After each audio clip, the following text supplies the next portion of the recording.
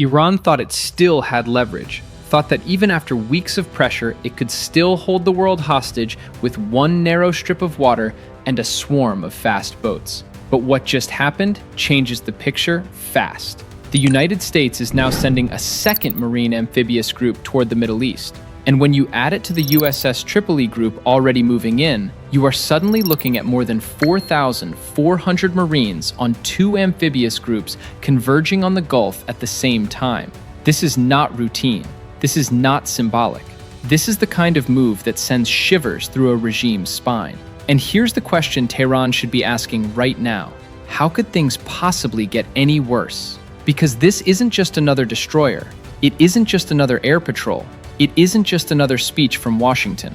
The USS Boxer, USS Comstock, and USS Portland have now departed the West Coast, carrying the 11th Marine Expeditionary Unit, while the USS Tripoli and elements of the 31st Marine Expeditionary Unit were already ordered toward the region days earlier.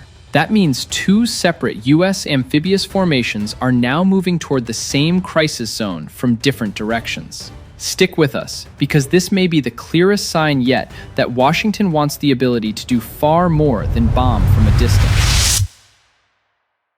And yes, this is huge. The Boxer group is not some background deployment that happened to leave at an awkward time. USS Boxer is a Wasp-class amphibious assault ship, a vessel built to launch helicopters, move Marines, command complex operations, and sit at the center of a very bad day for anyone standing in America's way. Alongside it are USS Comstock, a dock landing ship, and USS Portland, a San Antonio-class transport dock.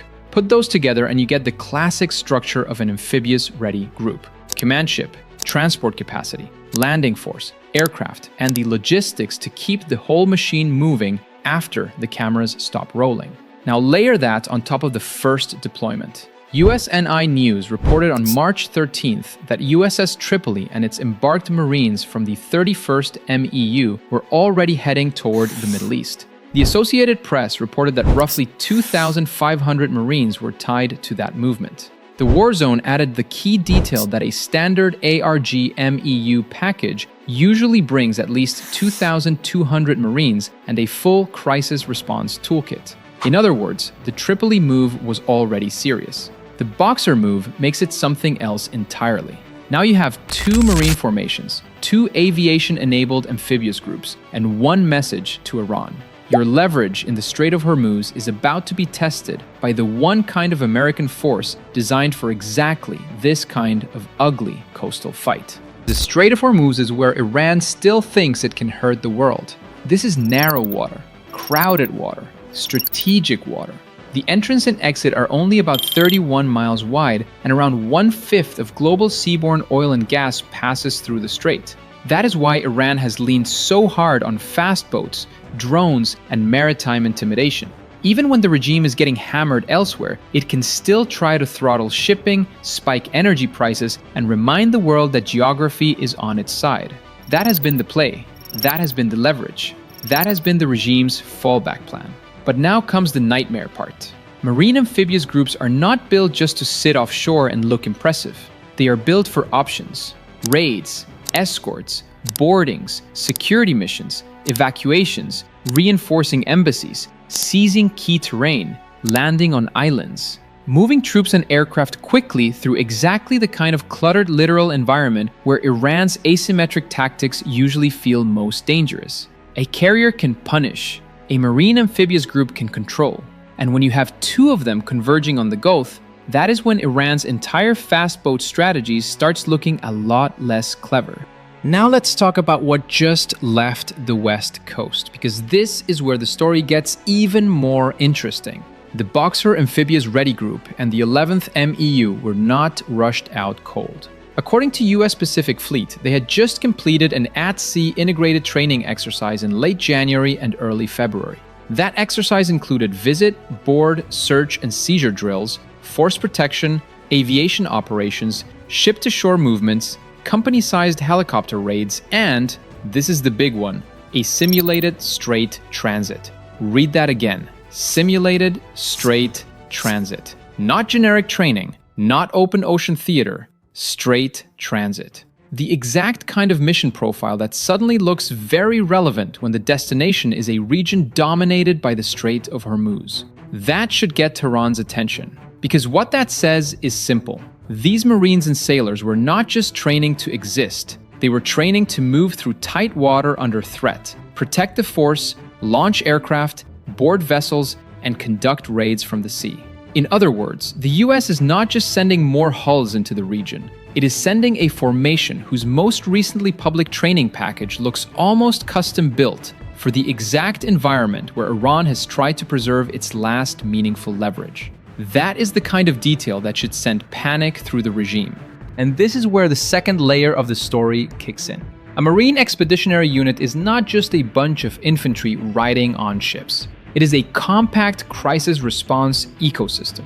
Command element, ground combat element, aviation combat element, logistics combat element, the whole package. That is exactly why these units are so dangerous in a crisis. They are small enough to move fast, but flexible enough to do a huge range of jobs. Search and rescue one day, boarding operations the next, limited raids if ordered, reinforcing a threatened outpost, flying security missions over shipping lanes. That is what makes an MEU scary. Not just what it is, what it can become. So let's ask the obvious question. Why now?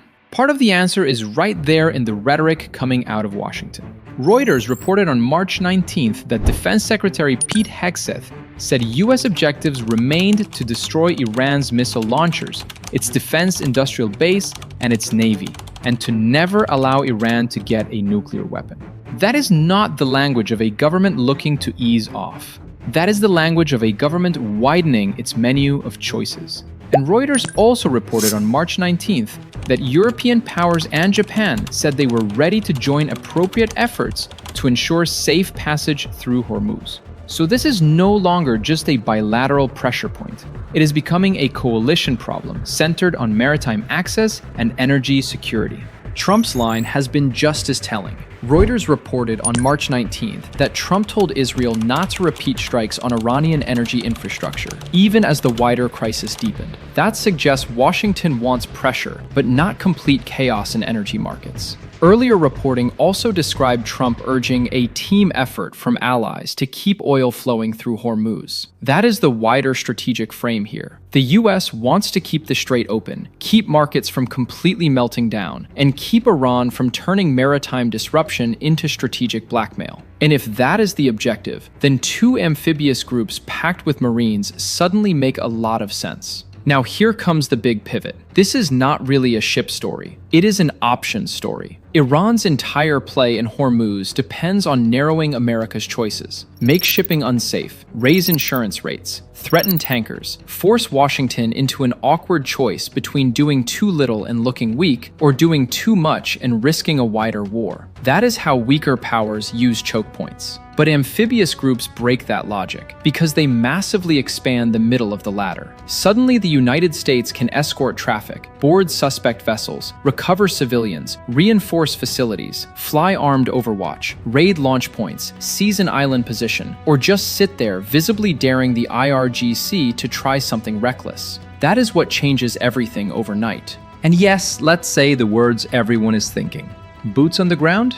Not necessarily, not yet. The Associated Press reporting on the first deployment made clear that sending a MEU does not automatically mean a ground operation is imminent. That matters. A lot of these deployments are about deterrence, flexibility, and showing the enemy that the president has more than one button available. But here's the ugly truth for Tehran. From the regime's point of view, that distinction may not feel comforting at all. A force that can rescue civilians today can raid an island tomorrow. A force that can escort shipping today can insert Marines onto a launch site the next night. That ambiguity is the real pressure, and the list of possible US moves is not hard to imagine. Escorting shipping through threatened waters, boarding suspicious craft, or recovering crews after attacks, using helicopters and tilt rotors for rapid response over the shipping lanes, putting Marines onto islands or coastal positions used to launch drones, missiles, or fast boats, using aviation from Tripoli or Boxer to support strikes over the Gulf without pulling every other asset off its current tasking. And if Washington really wants to send a message, it can do all of that while keeping a larger ground option in reserve. That is why this is Iran's worst nightmare. Not because invasion is guaranteed, because uncertainty is. And by the way, this is Military Hub, and we bring you the full picture, not just the headlines. Hit subscribe to make sure you're always ahead of the curve. Because the next part is where the strategic pressure on Tehran gets really uncomfortable. Here it is.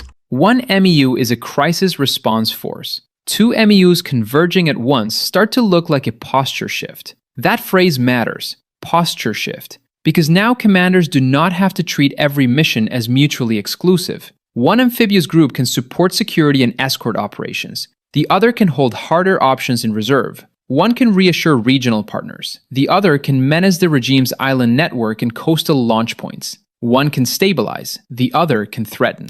That is how a single deployment becomes a system. And systems are what kill asymmetric leverage. They close escape routes. They eliminate the enemy's favorite workarounds. They make clever harassment tactics feel suddenly small. And that matters because Iran's maritime threat was never really about defeating the US Navy in some grand fleet battle. It was about creating enough chaos in a narrow corridor to make everyone else blink first. But that logic falls apart when the United States starts assembling the exact kind of force package that can fight in coastal clutter, sustain presence, and take selective action without jumping immediately to all-out invasion. This is where the regime's confidence starts to crack.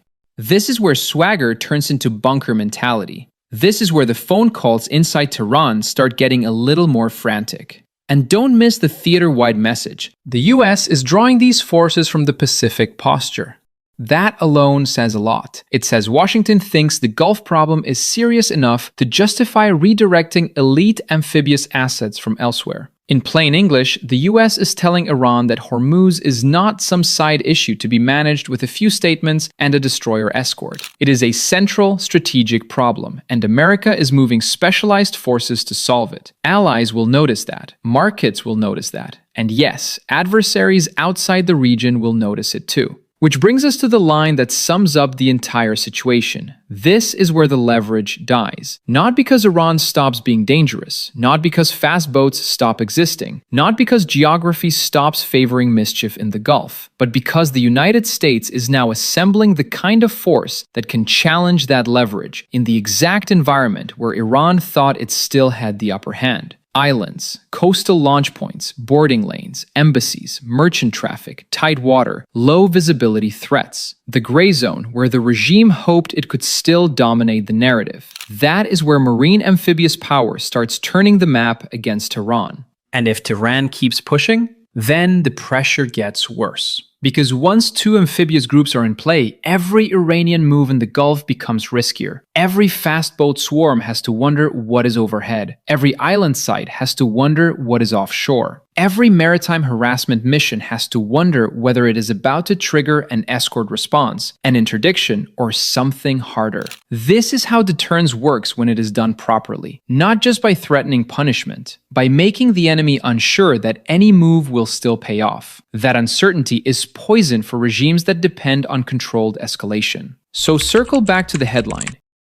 US sends something powerful toward the Strait of Hormuz, Iran's worst nightmare. That is not hype anymore. That is a strategic description. USS Tripoli and the 31st MEU were already a serious warning. Now USS Boxer, USS Comstock, USS Portland, and the 11th MEU are joining the picture. More than 4,400 Marines on two amphibious groups converging on the Gulf means the US is no longer just threatening Iran from afar. It is building the ability to control events in the one place Tehran thought it could still make the world flinch. That is why this move matters. That is why this changes the pressure equation. And that is why the Iranian regime should be terrified. And if Tehran keeps pushing, then the pressure gets worse. Because once two amphibious groups are in play, every Iranian move in the Gulf becomes riskier. Every fast boat swarm has to wonder what is overhead. Every island site has to wonder what is offshore. Every maritime harassment mission has to wonder whether it is about to trigger an escort response, an interdiction, or something harder. This is how deterrence works when it is done properly. Not just by threatening punishment, by making the enemy unsure that any move will still pay off.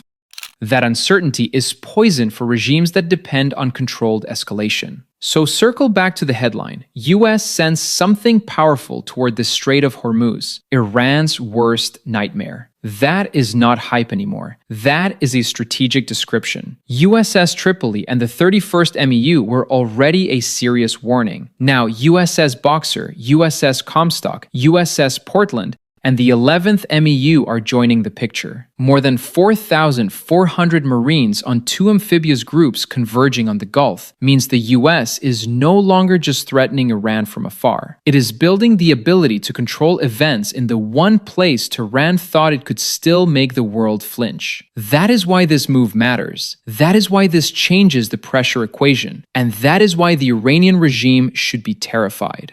Because when America sends bombers, that is punishment. When America sends carriers, that is dominance. But when America sends two marine amphibious groups toward a choke point like Hormuz, that is something even more dangerous for a desperate regime. That is preparation. That is flexibility. That is the kind of move that suggests Washington wants to control the next phase, not just survive it. And for a regime already under crushing pressure, already losing room to maneuver, already trying to weaponize one narrow strip of water into strategic leverage, that may be the scariest signal of all. The world is moving fast. Tehran can feel it. Hormuz is getting tighter. America's options are getting broader. And if the regime keeps gambling here, it may discover that what looked like its last card was actually the trigger for an even bigger collapse. And somewhere beyond the Gulf, you can be sure America's other rivals are watching this and asking themselves one very uncomfortable question. If Washington can shift this much amphibious power this quickly, what else can it do next?